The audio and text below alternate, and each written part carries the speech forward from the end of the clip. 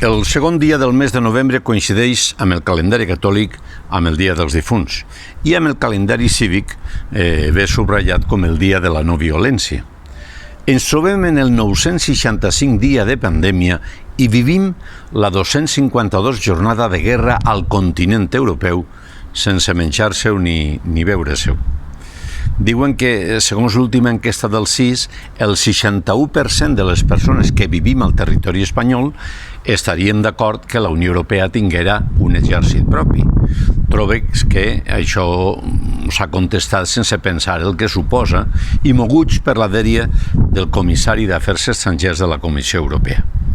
És veritat que la despesa militar espanyola està per baix de la mitjana europea i que Grècia suporta un exèrcit que li suposa el 2,5 del seu producte interior brut. Però nosaltres no ens hauríem de fixar amb els qui fan més despesa, sinó als qui van per darrere nostre, i en aquestes posicions trobarem Portugal, Luxemburg, Àustria, Malta i Irlanda. Doncs això, menys és molt.